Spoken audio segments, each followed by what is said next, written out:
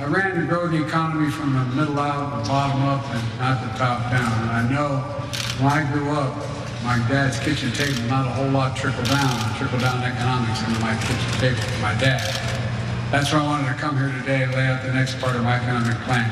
The Speaker of the House he's a very conservative guy, and he has even more conservative group with him. But he and I met early on. He said, what are we going to do about the budget? And I said, well, let's make a deal. Let's meet. I said, I'm going to introduce my budget on the 9th of March. You introduce yours, and we'll sit down and we'll go line by line.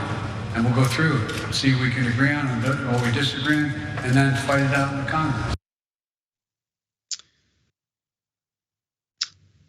I'm rocking.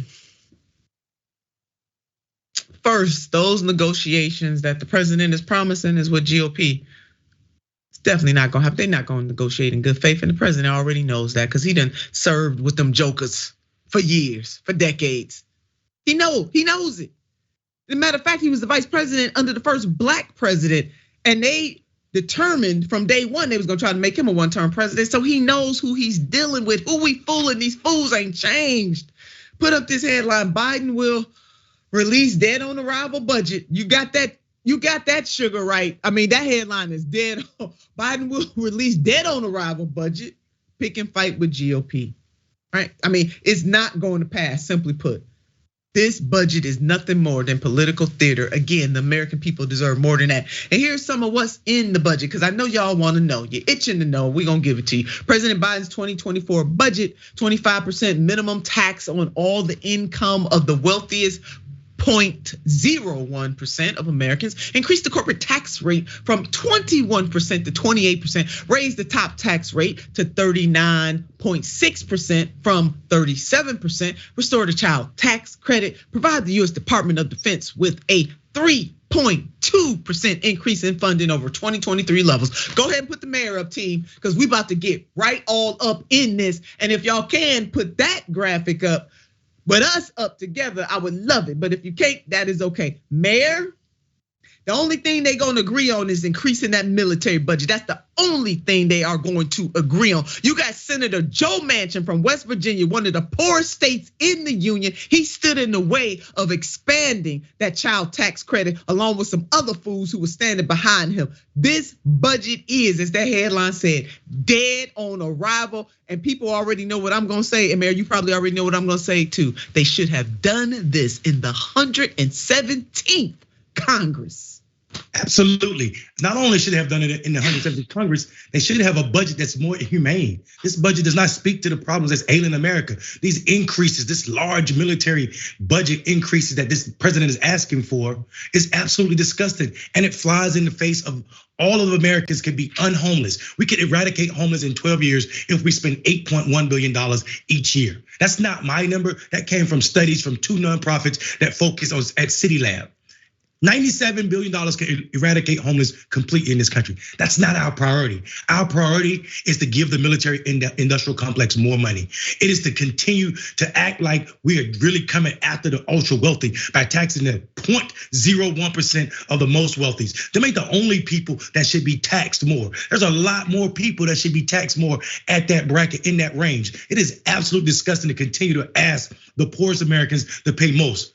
Ronald Reagan had better tax policy than Joe Biden and these neoliberals. And this policy, not only is this budget dead on arrival, it was dead when it was writing. There it is, man. They knew it. And that's why I keep saying America. Like, we must stop being complicit in our own demise and call this thing what it is. Because you know what, man? If this was Donald J. Trump, neoliberals would have all kinds of stuff to say. But because it's their guy, see, they need to center the people. And not the person that's holding the power, but the people. What is right for the American people, the everyday people of this country? That should be the measure. Then it wouldn't matter who's doing right and who's doing wrong. We're gonna stand up either for or against it. You know, Minister Malcolm X once said, I'm for what's right, no matter who it's for or who it's against. And that's how Mayor Robinson, that's how you and I roll. We're not playing with these fools. The mess is crazy. Put up this headline, team. Madness. This is coming from Common Dreams. Call it what it is. Madness.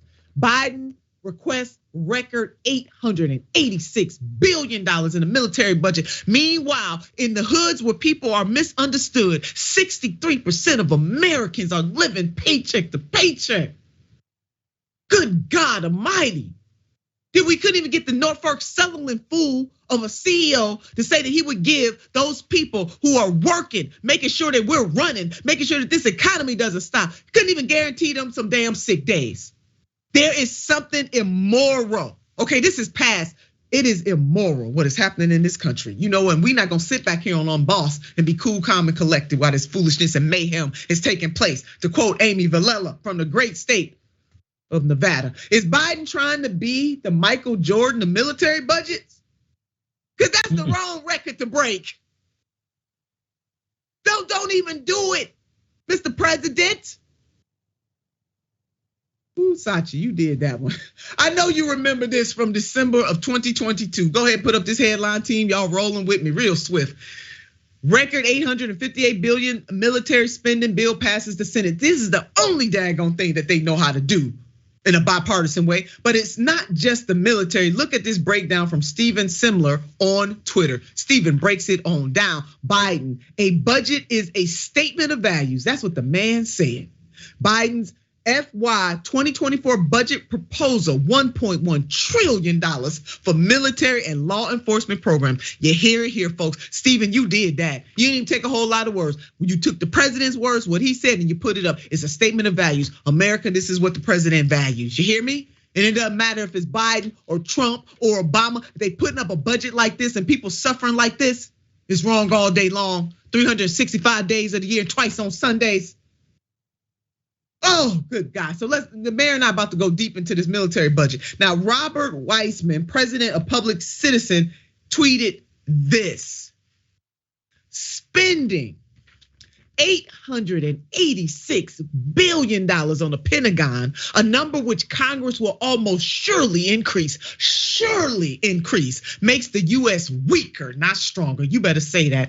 It means we are weaker on healthcare, weaker on poverty, weaker on fairness and equality, weaker on climate, weaker on pandemics, weaker on diplomacy, weaker on attacking white supremacy, weaker on taking care of our babies. Weaker on lifting up the workers of this country. Weaker. Mayor, I'm telling you, he did that. That's it. Listen, I want people to understand this.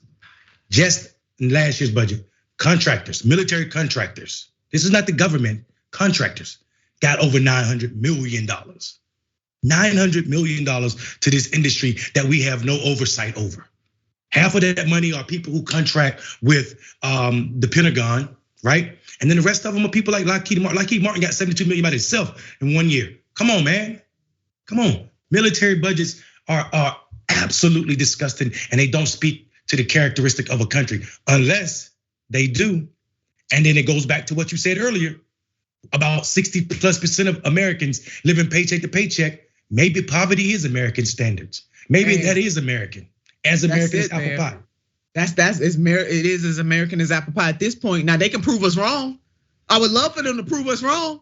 Go ahead and prove us wrong, Congress and the president. And my stunt double, she just had to weigh in on this, as she always do about this time. We cannot allow the military budget to go up while we cut SNAP benefits here at home. It's unacceptable. That part right there. But like I said, it doesn't have to be this way. We can elect people who actually give a damn about the people. For example, there's a proposal right now by two Representatives Lee and Pocan introduced a bill to cut defense spending by $100 billion and prioritize people over the Pentagon. You better go ahead and say that, reps. You better go ahead and say that. Y'all did that. Oh, Lord, have mercy on my soul right now. I'm calling on Black Jesus. Y'all know when I call on Black Jesus. It's serious.